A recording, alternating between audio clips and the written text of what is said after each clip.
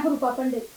दोस्तों, खास मुलाकात इस कार्यक्रम में आज हमारे साथ हमने खास तौर पर स्टूडियो में आमंत्रित किया है दुनिया की सबसे छोटी महिला, गिनीज वर्ल्ड रिकॉर्ड में अपना नाम दर्ज करने वाली मॉडल, अभिनेत्री और सोशल मीडिया पर हमेशा एक्टिव रहने वाली ज्योति आमटे को। ज्योति, सबसे पहले तो आपका हमारे स्टूडियो में आने के लिए बहुत बहुत धन्यवाद। थैंक यू आपका। दोस्तों, आप सोच रहे होंगे कि आखिर ज्योति की हाइट इतनी कम क्यों रह गई। दरअसल ज्योति का जब जन्म हुआ था तो वह नॉर्मल बच्चों की तरह थी, लेकिन 5 साल की जब हुई तो उसे पता चला कि उसे हड्डियों से रिलेटेड एक बीमारी है जिसकी वजह से उसकी हाइट नहीं बढ़ पाई। ज्योति, सबसे पहले तो इन सारी बातों को छोड़ एक पॉजिटिविटी की बातें हम यहाँ पर करते हैं। सबसे पहले कि जब आपके घर वालों को ये बात पता चली तो फर्स्ट रिएक्शन आपके माता पिता का क्या था आपको लेके?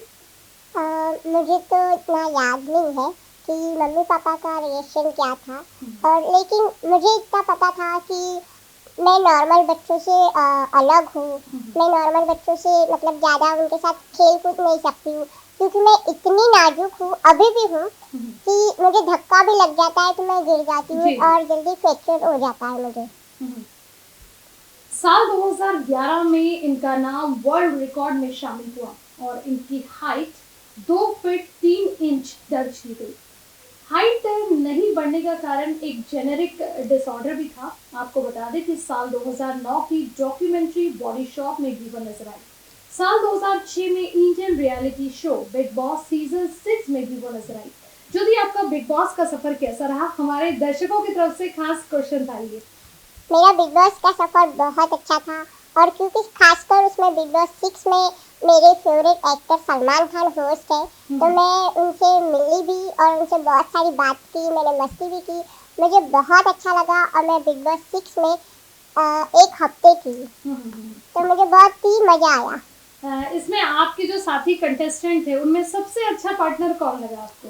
मुझे तो सभी लोग प्यार करते थे और सारे एक्ट्रेस थे। सबसे ज़्यादा मेरा ख्याल आशिका गोराड़िया ने रखी। अच्छा। और वो मुझे बहुत मतलब हमेशा गोद में लेके रहती थी, और मुझे बहुत केयर किया उन्होंने। वो मेरी बहुत अच्छी फ्रेंड बन गए थे, और अभी भी कंटिन्यू मैं उनसे बातचीत करते रहती हूँ। चलिए, ये बताइए कि आप बॉलीवुड और हॉलीवुड दोनों प्रकार की मूवीज करती हैं, आपको फॉरेन का भी बहुत अच्छा अनुभव है, तो क्या दोनों में फर्क आता है? बॉलीवुड में आप इन फ्यूचर जाना चाहेंगी या फिर इंटरनेशनल हॉलीवुड मूवीज करना पसंद करेगी? मैं तो हॉलीवुड में जाना चाहूँगी। हाँ। क्योंकि मैंने ज़्यादा बॉलीवुड से ज़्यादा मैंने हॉलीवुड में काम किया है, जैसे कि American horror story, TLC show है, और ऐसे बहुत सारी मेरी डॉक्यूमेंट्रीज बनी है, और अभी फिर से मैं जाने वाली हूँ। तो ये बताइए कि सामाजिक मुद्दे मतलब सोशल चीज़ों को भी लेकर आप हमेशा लोगों को जागरूक करते रहती हैं। 2018-19 की बात करें तो कोरोना वायरस के समय आपने नागपुर पुलिस की बहुत ज़्यादा मदद की, लोगों से घरों में रहने की अपील की, तो कैसा था वो कोरोना वायरस का सफ़र? कोरोना वायरस का सफ़र बहुत मेरे लिए बहुत मुश्किल था जी, क्योंकि मैं भी क्वारंटाइन थी। और जब मुझे नागपुर पुलिस ने कहा कि ज्योति आपको हमारे साथ मैसेज देने आना है, तो मैंने बहुत सोच समझ के मैं घर के बाहर गई और सबको ये मैसेज दिया कि नहीं, हमें हमारे फैमिली के लिए, अपने देश के लिए, अपने सबके लिए हमें सेफ रहना है। और उनके साथ मैंने सबकी मदद की और अपने सबको मैसेज दिया। जैसे ये बताइए, आप खुद एक बहुत नाजुक सी हैं, लेकिन उस पीरियड में आप घर से बाहर निकल के लोगों की हेल्प किया आपने, तो आपको डर नहीं लगा अपनी सेफ्टी को लेके? मुझे डर तो लगा था, लेकिन मैंने ये सोचा कि जब पुलिस वाले अपने फैमिली को छोड़ के डॉक्टर इतनी अपने मेहनत कर रहे हैं, तो मेरा भी एक काम बनता है, मैं भी एक नागरिक हूँ, तो मेरा भी हक बनता है कि उन्हें मैसेज दे, उनके साथ उनकी हेल्प करें। तो मैं भी उनके साथ जाके मैंने सबकी हेल्प की, मदद की और मैसेज दिया कि कोरोना से हमें लड़ना है और सेफ रहना है। क्योंकि समाज के लिए आप एक बहुत बड़ी आइडियल है, बिकॉज कोरोना में जहाँ हर कोई अपने आप को सेव करने के लिए तुला था, अपने घर के बाहर नहीं निकल रहा था, ऐसे में दुनिया की सबसे छोटी लड़की, वो भी ये कहा जाए कि एक नाजुक सी लड़की, जिसे हल्का सा भी चोट लग जाए तो बहुत बड़ी इंजरी हो सकती है, ऐसे में आपने अपनी सेहत का ख्याल नहीं रखा और इस टाइप का कदम रखा, तो ये वाकई में काबिले तारीफ है। तो ये बताइए कि सोशल मीडिया पे यार आप बहुत ज़्यादा एक्टिव रहती हैं, ऐसे में आपकी फ़ैन फॉलोइंग भी बहुत ज़्यादा है, 1 मिलियन से भी ज़्यादा आपके फ़ैन फॉलोइंग है। तो उनके लिए हमेशा नए अपडेट, फ़ोटो शेयर करते रहती हैं, तो आप बताइए कि इंस्टाग्राम पे 9 लाख मतलब 10 लाख से भी ज़्यादा आपके फ़ैन फॉलोइंग्स हैं, तो कैसा लगता है आपको?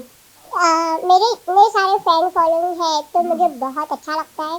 और मेरे जो फैंस है वो वेट करते रहते हैं कि ज्योति का क्या नया नया अपडेट अपडेट आने आएगा, वाला है। एग्ज़ैक्टली। अगर मैं एक दिन भी कोई मैसेज या फोटो अपडेट नहीं करूँ तो मुझे तुरंत मैसेज आते हैं, ज्योति आज कुछ डाला नहीं आपने, अपडेट नहीं की। हाँ, हाँ, हाँ। तो मुझे इससे बहुत अच्छा लगता है, बहुत खुशी होती है कि इतने सारे लोग मुझे प्यार करते हैं। हाँ, हाँ, हाँ। और सब मुझे बहुत अच्छा लगता है। हाँ, हाँ। नहीं ज्योति, प्यार तो आपको सबको ही करते हैं, न सिर्फ भारत में बल्कि विदेशों में भी आपके फैन फॉलोइंग की संख्या जो है वो बहुत ज़्यादा है। शायद किसी सेलिब्रिटी की भी इतने ज़्यादा मिलियंस में फॉलोवर्स नहीं होंगे जितने कि दुनिया की सबसे छोटी स्मॉलेस्ट गर्ल ज्योति आमटे के हैं। ज्योति ये बताइए, हमारे लिए बहुत फक्र की बात है कि आज स्टूडियो में हमने खास आपके जन्मदिन के 1 वीक पहले आपको आमंत्रित किया है। तो एग्जैक्टली आपका जन्मदिन कब आता है? मेरा बर्थडे है अभी 15 दिसंबर को। और मेरा बर्थडे हमेशा बहुत अच्छे से होता है, पर इस बार मैं क्या खास है इस बार इस बार आपके कुछ बर्थडे खास का? है। मैं इस बार दिल्ली जा रही हूँ, जी। तो दिल्ली में मेरा बर्थडे सेलिब्रेट होने वाला है। शायद मेरे लिए सरप्राइज है। ओके, मतलब सरप्राइज है आप मैंने स्टूडियो आपको बता में। दिया, पर हाँ, मतलब वहाँ पे क्या सेलिब्रेट होने वाला है अच्छा ये अच्छा, मुझे ये नहीं सारी पता। चीजें सस्पेंस है। हाँ, ये सारी चीजें सस्पेंस है। हाँ हाँ हाँ तो ये भी मेरे लिए बहुत अच्छी बात है। हाँ हाँ हाँ। और 16 का मेरा बर्थडे है। ओके ज्योति, अभी से हम आपको विश कर देते हैं हमारे पूरे इन विजन न्यूज की टीम और नागपुर मेट्रो समाचार की ओर से ज्योति आमगे को जन्मदिन की बहुत बहुत शुभकामनाएं।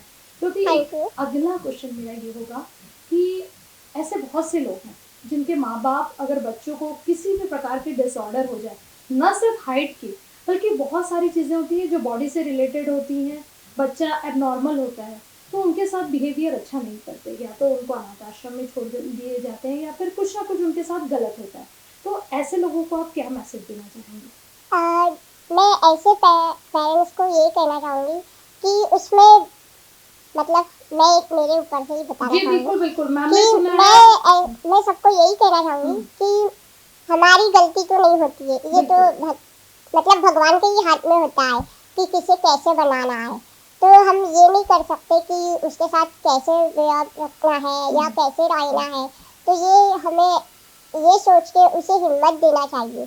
अगर मेरे मम्मी पापा भी मुझे अपने इतनी मतलब इतनी हिम्मत नहीं देते तो शायद आज मैं भी इस ऊंचाई तक नहीं पहुंच पाती। बिल्कुल बिल्कुल। तो मैं उन्हें यही कहना चाहूँगी कि उसे अपने अलग नहीं समझे, अपने आप को उसे कमज़ोर ना बनाए। आप लोग उसे सपोर्ट करो, उसे प्यार दो और उसे एक नॉर्मल इंसान के जैसे ज़िंदगी दो।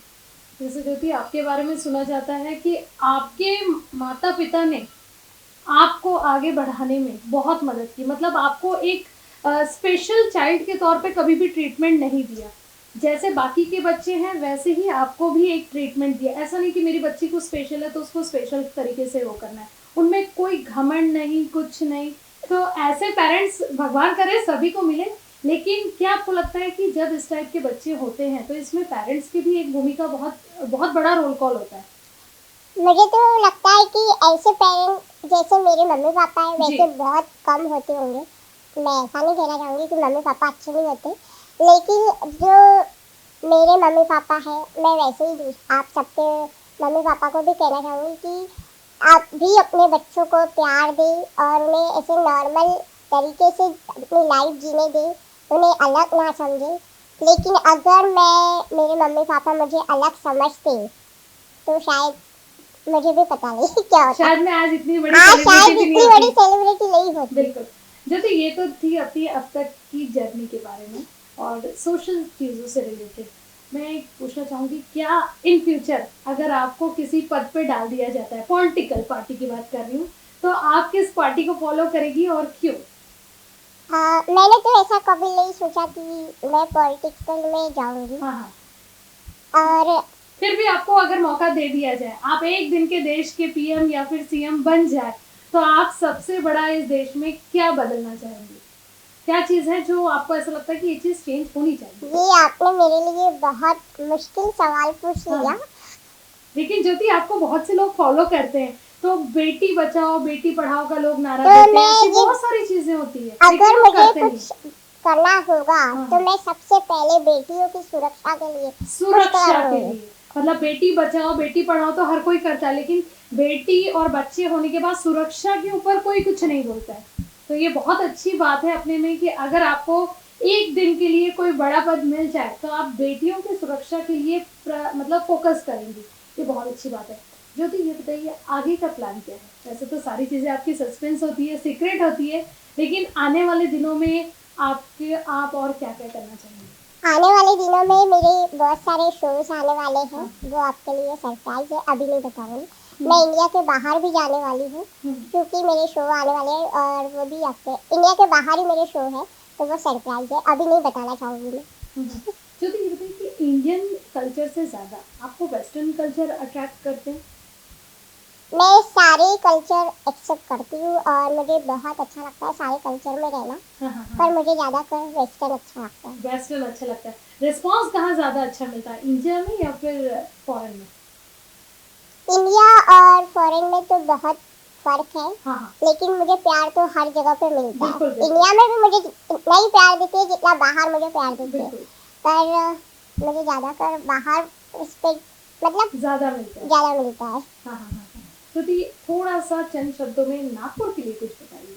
नागपुर कैसा लगता है आपको? नागपुर मेरी जान है और नागपुर मुझे बहुत ज़्यादा पसंद है।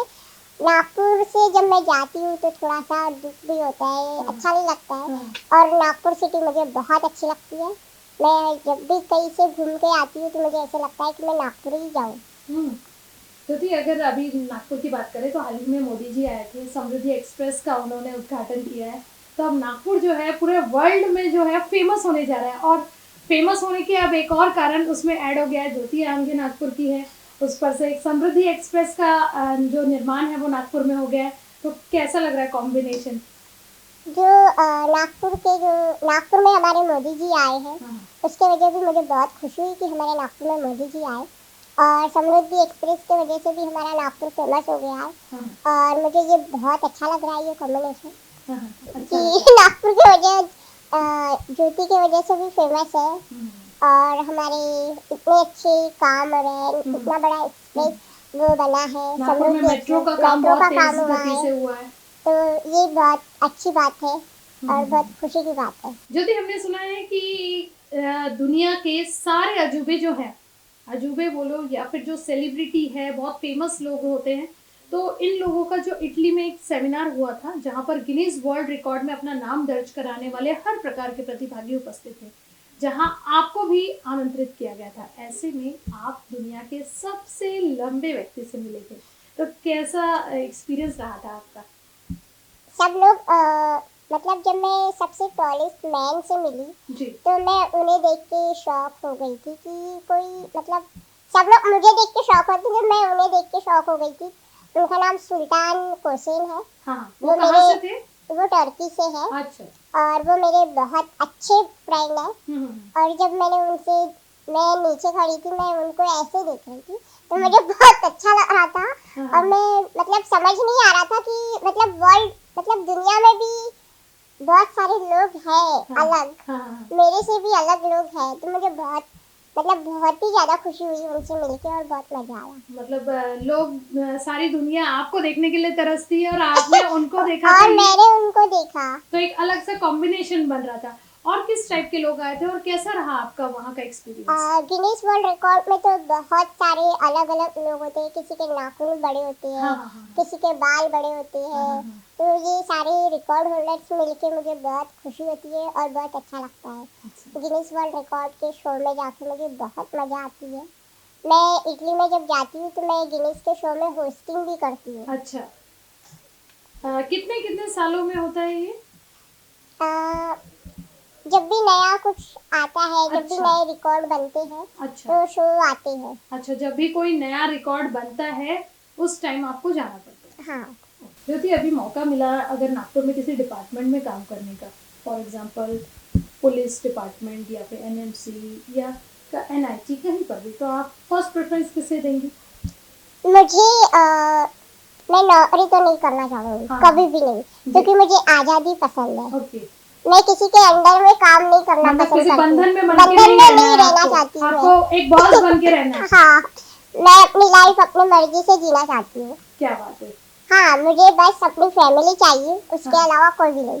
क्या बात है ज्योति, ऐसे बहुत कम लोग होते हैं जो फर्स्ट प्रेफरेंस अपने फैमिली को देते हैं, और आज आप इतनी ऊंचाइयों पर पहुंचकर भी आप जमीन से जुड़ी हैं, डाउन टू अर्थ हैं।